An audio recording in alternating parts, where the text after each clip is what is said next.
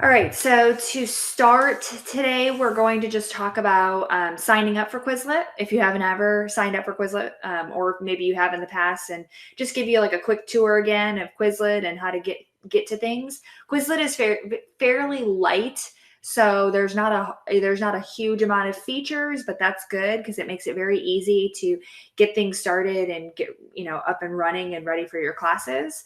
We'll talk about how to actually add students, how to create a class and get those students connected given the situation that we're in where your students aren't actually physically in a classroom. How can we add them very easily, quickly, and so on? And then we'll look at study sets, which is really the bread and butter of Quizlet. This is how students are going to be interacting with the content. So we'll look at searching for study sets first, because I say, why reinvent the wheel, right? And then we'll also look at creating your own study sets. So if there are things that you want to add in specifically for students, we'll look at that. Keep in mind that any of the study sets that we do search for, you can then edit and adjust if you need to, but you'll find that there are a lot of study sets in there already for you. And then sharing those study sets with students, making them available to the kids within your classes. And then the last thing we'll look at is hosting a Quizlet live game. Now, our team came out, it's been a couple years, to talk about Quizlet Live, which basically takes a study set and puts it into a game show type of environment. The students get a question, they get answer choices, and they answer those. When we originally did this, and this may refresh your memory, which we put you guys in teams, and we had everybody had their own computer and they all signed in, and there was, let's say there were 20 terms, then each of you would have a set of terms that you then had to answer for your team. Well, that doesn't work too well in a remote learning environment when your kids aren't sitting next to each other or with their team. So Quizlet has actually made individual mode available within Quizlet Live, which allows you to do the same sort of game show as a regular Quizlet Live, but all students are on their own teams. So keep that in mind. My own son in first grade has been doing those every Wednesday. They have a Quizlet Live, and whoever is available to join, they can join. So just a nice little way to engage the students in something fun for them to do. It's really easy to set up. You don't have to do anything extra in terms of creating study sets. You can actually take any study set and make it into a Quizlet live game. You get a little URL. You'll send that out to your parents, let them know the code. They'll click on it and they'll be ready to go within the game. So it's pretty easy and an awesome way to engage families during this time. So let's start by just going over to Quizlet. I'm going to log out so you can see what that main page looks like. So when I'm ready to get started in Quizlet, if I have not signed up for an account yet, I'm obviously going to click sign up in the top right hand corner. If I have signed up for an account, and I would bet many of you at some point have signed up for an account, so you might try log in first just to see if you have an account. And if you don't, you can just do sign up, and it's going to allow you to sign up as a teacher. So I have already signed up, and I'm going to be able to log in with Google, which makes it really easy for me to get to my information. Now you're going to see a few study sets on my screen right now, and that's because I actually took a test for certification last year and I used Quizlet to study for it. So I have some Quizlet sets that I used personally. These would not be for students. And then I have some that I've just played around with in here. So just to give you a tour of Quizlet, over on the left-hand side here, we're going to get any study sets that I've saved as a teacher or added to folders and stuff. That's going to be over here on the left-hand side. And then just below that, I'm going to have any classes that I've created. So maybe I've created a class in the past. If I've never created a class, it's just going to show create a class for me. Right here in the middle, I'm going to see any study sets that are available that maybe I have recently looked at or might be recommended study sets for me. Up on the top, I have search, which is going to allow me to search for a keyword and look at study sets. I can just browse the study sets, or I can create my own. So we are going to start by actually creating some classes. So on the left-hand side here, under classes, I have create a class. When I click that, it will ask me for, quick name, and maybe it's just spring 2020 and my last name. Allow my students to add study sets, because maybe Johnny was looking through some study sets and he found a really good one for state capitals, we'll say, and that's something that we've been studying. Then great, I can allow them to add new study sets as well as new members. I can always turn this off as well if I'm the only one that's going to be adding the study sets, because in terms of thinking about managing all of this, we don't want to overload the students with too many options for study sets. So maybe you just tell the students, hey, if you find a good one, let me know and I'll add it as the teacher. And then finally, select a school. So just depending on if you've created a class in the past, your school might already be there. If it's not there, you'll see a search option and be able to add a school. And then I'm just going to click create class. Now this basically has just created a placeholder for my class, okay? It doesn't actually, import my students for me or add those students, or it doesn't really go anywhere yet. But now I'm able to add my students. So the easiest way that I have seen to add students to your Quizlet class is right here. Quizlet join link. I don't know if you guys can see this. Let me zoom in a little bit. And then, so I'm going to have this copy class join link. And you can see my join link right there. So what I can do with that now, if I copy this, I can paste it in an email to parents. I can paste it as an announcement on Google Classroom, as an announcement in Canvas, wherever I want to share that information with students, I'm able to just paste that in, and then the students will join. So I want to show you what it looks like when a student actually clicks on that, what happens. So I'm going to pull up my son's account, and I'm just going to paste that link on his web browser here. And you'll see it shows spring 2020, and this is the class that I just created. And right here at the top, there's a turquoise button that says join class. And when he clicks that, now he's actually added in as my class.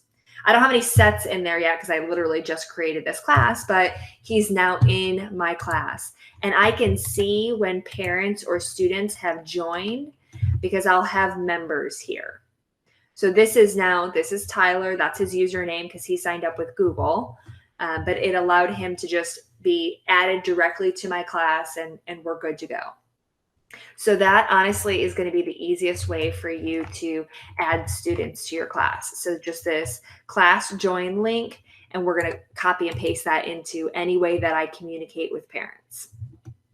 All right, let's look next at study sets. So as I mentioned, don't reinvent the wheel. If there's something that you're studying or your class would be studying that you think maybe another class has studied this before, you might use the search option. So I'm going to do state capitals. And I'm able to look through all the study sets that other people have created.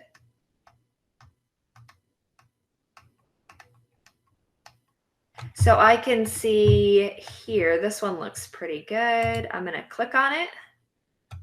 And I'm going to be able to see within this study set, because I will preface the searching for study sets, not reinventing the wheel, with these may contain errors, right? We're still all human. And with something like this, it should be pretty easy for somebody to get all of these answers correct. But I would recommend that you go through and just make sure that the terms that they have added and the definitions and stuff are correct. And if they're not, you can always adjust it and stuff. But I'm able to go through here and I can just kind of do a quality check there. This is actually what it would look like if a student were practicing these sets. And then over here on the right-hand side, I have the options to add this to my class or a folder. I can copy it or customize it, which is what I would want to do if I want to take that study set and edit what this teacher has done. I can share just one particular study set. And then I can also do things like combine it with another set. I can export it, print it if I need it. If a student, maybe I'm printing packets for my students. Some of my students would be using Quizlet online, but I also want to print a copy of these for another student. I'm able to print those as well. So I have a few different options here. I'm going to just add this to my class set, and then I have my 2 classes over here on the bottom. So I'm going to add it to my spring 2020 class, and now that's available for my students. So if I pop back into Tyler's account and I click on my spring 2020 class, or our spring 2020 class, now he sees, when he goes to his class for me, he's got states and capitals, and he's able to then quickly access that. He's in a few other classes. Most of them are mom created, but he's got his first grade class here. And so we have a bunch of different study sets, and the students can go in there whenever they want to study those things. So let's look at, maybe I liked a study set. So I'm going to browse this time, and we will go with science. And then I'm going to browse maybe space science. And I find this study set that I like. So let's say I like it, but it's not 100% what I want. So I'm going to come here to customize. And now I see this study set in basically edit mode. So I see the title up here at the top, and I'm going to zoom in. And then if I scroll down, now I have term and definition. And the reason I would want to do this is maybe I want to correct something. Maybe I want to add additional terms, which I would be able to do here. Maybe I want to delete one of these. So I'm going to actually delete this card, and it's no longer a part of my study set. So I do have the option here to kind of customize another person's study set without having to completely start a brand new study set. Once I'm done, I click create, and then I can go ahead and add that to my class. So the last way that I can add study sets to my classes is actually by creating my own brand new study set. So up here at the top, again, I'm going to click create, and now I'm getting a blank study set. So I'll do remote learning practice. I can add a description if I'd like to. And then I can begin to add terms and definitions. So here's my term, definition. What is really nice about Quizlet is it is going to pre-populate some things for you. So as you saw when I was typing, so let's say Apple, for instance, it's going to give me almost like predictive text would be. And then in my definition, it's going to give me this one. It looks like it thinks that maybe this might be a Spanish study set or something like that. Maybe, you know, I'm having the students identify the color that it might be, something along those lines. But it will pre-populate some of that stuff so that maybe I don't have to work quite as hard to add these things. Notice that I can also choose the language. So if you're a foreign language teacher, you're able to add some of those other features to this. Now, this stuff at the top here, what you'll notice is it says teacher. I'm going to give you a fair warning. Quizlet has a premium version. Of course, they're giving us free access to the premium version right now, but I would warn you to venture down that rabbit hole, because that stuff is not going to be free forever. The free version of Quizlet is perfectly fine. I don't think you need to pay for anything, and I don't think you need to upgrade for free or anything like that. So I'll just give you that warning.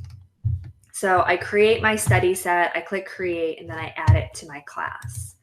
So I want to show you right before we go into a Quizlet Live what it looks like for a student to actually study those things. So let's say Tyler has come into our spring 2020 class, and he's going to study states and capitals. So he'll click on the study set, and he gets several options to study these cards. So the first option is the basic flashcards. This was actually when when Quizlet got started, this was what they started with, just online flashcards. That's it. Next thing I have here is Learn, which is going to take those study sets and it's going to, ask me to try and match those things. And it's just, there's no penalty really. It's just trying to reinforce some of the terms that I am trying to study here. So next one I have is Write, and this will actually be like short answer. So this is good if you, maybe you don't want the students to be doing matching. They could do Write. They could also do Spell. So it's going to read something to me, and then I'm actually going to type out that word. Might be good for spelling words. I can also choose a test. So it's going to give me written, so free response questions. It will give me matching questions, and then it will give me multiple choice. What I love about this with Quizlet is that you can actually generate multiple tests. So a student could come in here and keep doing tests, and it's going to give them new tests and try and allow them to practice some of those things.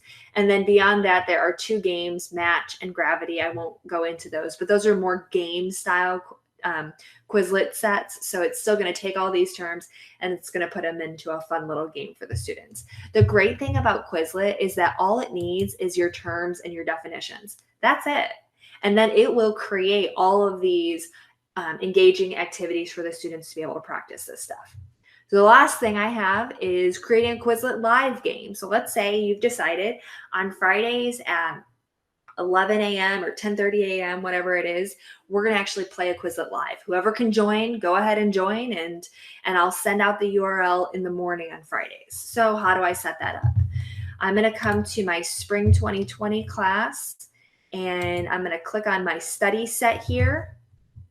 Of course, it's going to ask me to upgrade my account. I'm going to click on my study set here, and notice that my study set looks fairly similar to my son's study set, except under the play area here, I have the option to choose live. And when I click on that, now I'm going to do a Quizlet live game. So I'll say create game. And then these are my 2 options. This teams option was our traditional one. This is what you guys all played a few years ago. This individual options is what we're going to want to use right now. This will be great for remote learning. So I'll click individuals. It's going to ask me, do I want to have, the state or the capital and then the states as a choice, or the state and then the capitals as a choice. So I get to choose whether it's going to be term definition or definition and term. It's playing music in my ear, so I needed to mute that. And then I get this. So this is going to be the join information for my students. I can copy this game link, and then I paste it into an email and just send it out to families. So let's say Tyler is ready to play this game. So what happens? He goes to the Quizlet Live. He actually just clicks on the link. He's played this before, so it already had his name in there. And then he just chooses let's go. And this is the screen that he stays on until me as the teacher, I actually start the game. It will ask for multiple students to be in there. So it'll tell me when students join so that I can see that I have multiple people in that class. So let's actually join with another person.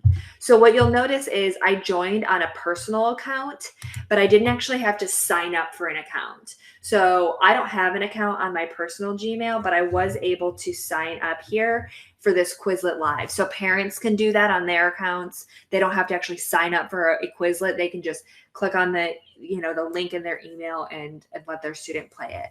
And then I choose create game and the students play, and I'm able to watch a live screen of what's happening. I would say, depending on the study set, how big it is, a student Quizlet live game like this should not take longer than 5 minutes, just depending on how difficult the terms are and stuff. We did one yesterday that was looking at capitalizing within sentences. And it took maybe 2 to 3 minutes for the few students that she had in there to finish. So it should be fairly easy. Oh, there was one more thing I did want to show you, because I think this would be a good question. Okay, let's say that I've created my classes, I've put study sets in there and stuff, and I want to see if anybody's doing anything, right? I want to see if my students are actually engaging in this stuff.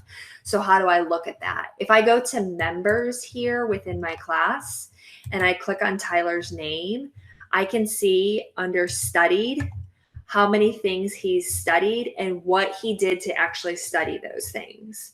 So in this case, I can see in the states and capitals, he started doing I think that was our learn one, and he started spell, but he didn't actually finish any of those. Any icon that is gray has not been started. Any icon that is black has been started. And when it has a little bubble there over it, that has been finished and how many times it has been finished. So this is just good information if you would like to see if a student is actually engaging in any of this stuff that you're putting out there for them.